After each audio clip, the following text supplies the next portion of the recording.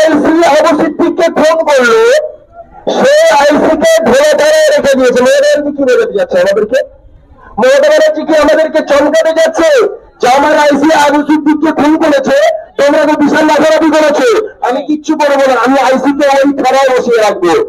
আর police মন্ত্রী মমতা বন্দ্যোপাধ্যায়কে বলছি, এই ঢোলা বাস স্ট্যান্ড থেকে এবং এই ঢোলা থানার আইসিকে বলছি যে আপনারাও যদি মনে করে থাকেন আমরা উঠতে পড়ে যা খুশি করবো, পাবলিক কিন্তু খেপেছে, পাবলিক খেপে গেছে, চামড়া তুলে নেবে এবার আর কিন্তু যা আমাদের হয়ে গেছে। আমাদের কাছে যে খবর আছে, আমাদের অনেক ছেলেদেরকে এখন বর্তমানে যে আইসি আছে, যে আবু সিদ্দিকের খুন হত্যার যে ষড়যন্ত্রকারী, যাদের বিরুদ্ধে আমরা এফআইআর করেছি, এসপি নিজে অঙ্গীকার ব্যক্ত করেছিল, তিনি প্রতিশ্রুতি দিয়েছিল আমাদেরকে যে সমস্ত জিনিসপত্র আবু সিদ্দিকের বাড়ি থেকে নেওয়া হয়েছিল সেগুলো ফেরত দেওয়া হবে, এবং যে অর্থটা দেওয়া হয়েছিল সেটা বড় একটা অঙ্ক, আপনারা সকলে জানেন। সেই টাকাটাও ফেরত দেওয়ার কথা ছিল, ফেরত দেয়নি। কিন্তু তার মাঝখানে আমি বলে যাই, 1 সপ্তাহ সময় দিয়ে যাচ্ছে, 7 দিনের সময় দিয়ে যাচ্ছে। 7 দিনের মধ্যে যদি 4 জিনিসের আবু সিদ্দিকের যেটা নেওয়া হয়েছিল, দুর্নীতি করে, চুরি করে, চুরি করেছে এই পুলিশ, অর্থাৎ এই পুলিশ যদি 7 দিনের মধ্যে ফেরত না দেয়, তাহলে আগামী দিনে ঢাকা থেকে একটা সিরিক্ত, একটা আইসি ওসি এসসি কে আমরা বের হতে দেবো। তার জন্য যদি গুলি চলে, কোনো অসুবিধায় গুলির খবর থেকে আমরা রাজি আছি।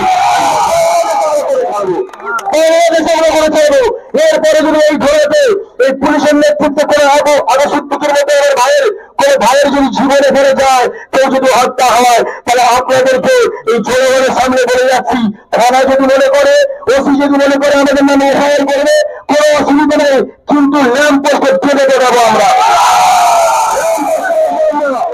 অনেক করতে পেরেছি, একটার পর একটা চলে যাচ্ছে, আবু সিদ্দিক চলে যাচ্ছে, অনুষ্ঠান চলে যাচ্ছে, মৌমিতে চলে যাচ্ছে। মৌমিতের অপরাধটা কি ছিল? মৌমিতের অপরাধটা কি ছিল? এদের যে মেয়েকে ডাক্তার করে সাধারণ মানুষকে সেবা করার জন্য ডাক্তার করিয়েছে, এটাই তার অপরাধ। মৌমিতের অপরাধটা কি ছিল? যে মৌমিতা চিন্তা ভাবনা করেছিল আমি ডাক্তার হয়ে বিশ্বের কাছে মাথা উঁচু করে বলবো আমি মৌমিতা ডাক্তার হয়েছি, পশ্চিমবাংলার একটা ছাত্রী, পশ্চিমবাংলা আমি একটা নাগরিক। অর্থাৎ এই জিনিসটা মমতা ব্যানার্জি সহ্য করতে পারেনি, কারণ মমতা ব্যানার্জি যেমন একটা কাল্পিক, আর তার সঙ্গে সঙ্গে পুলিশ প্রশাসন থেকে আরম্ভ করে আর তৃণমূলের যারা বসে আছে, এরা এক একটা কাল্পিক, এরা সমাজের একটা কীট, এদের বেঁচে থাকার কোনো অধিকার নেই এই সমাজে।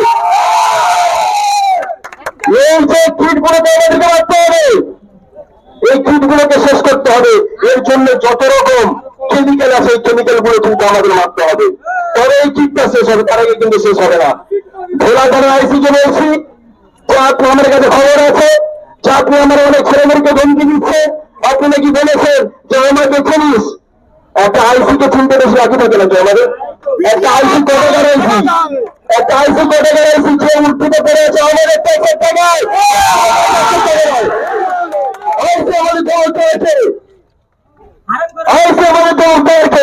আমাকে চিনিস? ও কি একটা আইসি আমরা চিনি, ওটা আবু সিদ্দিককে খুন করে তার বাড়িতে টাকা এনে নিজে সংসার চালাচ্ছে। আমরা চোর নই, আমরা ধর্ষক নই, আমরা খুনি নই। পুলিশ প্রশাসনকে বলবে, যদি আপনাদের মধ্যে মানবতা থেকে থাকে, আপনার ঘরে যদি মা বোন থেকে থাকে, আপনার ঘরে যদি মেয়ে থেকে থাকে, তাহলে আপনারা দিদিমণির চটিটা না চেপে মানুষের সেবা করুন, মানুষের পক্ষে রায় দিন, মানুষের সঙ্গে রাস্তায় নামুন। নাকি বাংলাদেশের মধ্যে সেই ল্যাম্প পোস্টে আপনারা ঝুলবেন, আপনারা নিজেরা বাংলাদেশে দেখেছেন তো ল্যাম্প পোস্টে ঝুলিয়ে রেখেছে, ওরা মনে হচ্ছে খুব হচ্ছে। তো মুখ্যমন্ত্রী আমাদের জন্য কপিল সিব্বলকে রেখে দিয়েছে, নির্লজ্জ কপিল সিব্বল, ভারতবর্ষের সবচেয়ে বড় নাকি লয়ার কপিল সিব্বল, সবচেয়ে বড় নির্লজ্জ পেহারা, যে রেপিস্টের পক্ষ থেকে সুপ্রিম কোর্টে সওয়াল করে, এইরকম নির্লজ্জ। আর পুলিশরা ভাবছে বাহ খুব ভালো, তো খুব ভালো, তো আমরা রেপ করি, খুন করি, কপিল সিব্বল তো আছে সুপ্রিম কোর্টে, আমাদেরকে বাঁচিয়ে নেবে। চামড়া যখন উঠবে না ভাই, তখন কেউ কপিল সিব্বলও থাকবে না, সে হাসিনার মতো সবাই পালাবে। আপনাদেরকে বলে দিয়ে একটা খবর, মমতা ব্যানার্জি, আপনারা সোশ্যাল মিডিয়ায় দেখেছেন যে 27 তারিখে একটা ছাত্র সমাজের নবান্ন অভিযানের ডাক দিয়েছে, আপনারা কম বেশি সবাই দেখেছেন তো। এতে মমতা ব্যানার্জির টপ আরম্ভ হয়ে গেছে। কারণ হচ্ছে গোপন সূত্রে আমাদের কাছে খবর আছে, মমতা ব্যানার্জিকে আর কালীঘাটে রাখতে চায় না প্রশাসন। প্রশাসন সরাসরি বলে দিয়েছে আপনাকে নিরাপত্তা আমরা আর বেশি দিন দিতে পারবো না।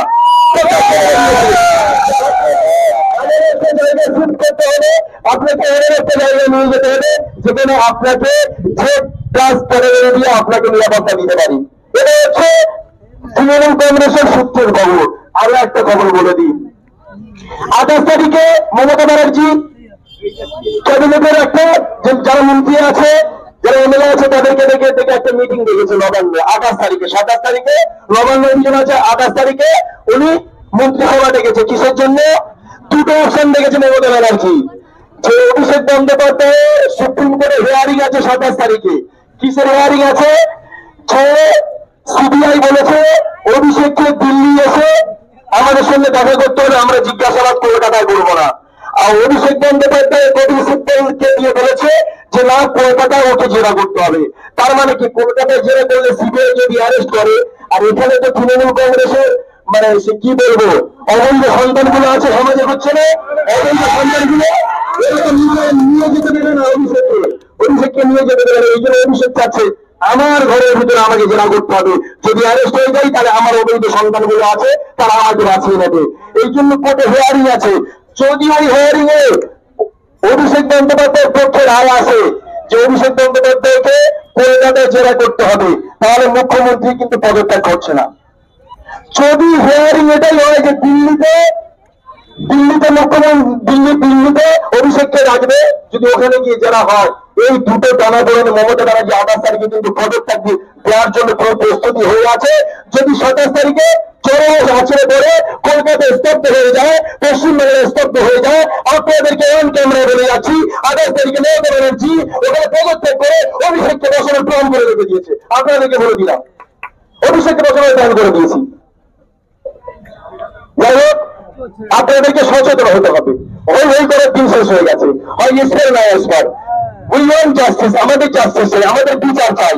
যত ধর্ষণ খুন হচ্ছে আমাদের বিচার চাই, নয়তো কিন্তু একজনকেও ছাড় পাবো না। আমি তো একটাও সিভিক দেখতে পেলাম না, একটাও পুলিশ দেখতে পেলাম না। আমরা আমাদের হালে ছেড়ে দিয়েছে, ওই জন্য পুলিশ যেন ডিস্টার্ব না করে। আজকে র্যালিতে যেমন আমাদেরকে ওনারা সিকিউরিটি দেয়নি, আমাদের প্রয়োজন নেই আমাদের সিকিউরিটি আমরা দিতে পারি, কিন্তু আগামী দিনে চন্দনের জন্য বাড়ি বাড়ি যাবে, আর আমাদের সিকিউরিটি দিতে পারে চন্দনের জন্য বাড়ি বাড়ি বাড়ি চলে যাবে, বাড়ি ফিরে একটাও পুলিশ ফেরত দেবো না আমরা।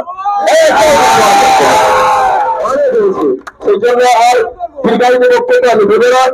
আমাদের জেলা কমিটির সদস্য অনির্বাণ জলাপাত্র তিনি আছেন, আপনাদের সামনে উনি এখন বক্তব্য দেবেন। এই বলে আমি আমার ক্ষুদ্র বক্তব্য এখানে শেষ করছি। ইনকিলাব জিন্দাবাদ, আইএসএফ জিন্দাবাদ, আমার স্বাস্থ্যের দিকে জিন্দাবাদ।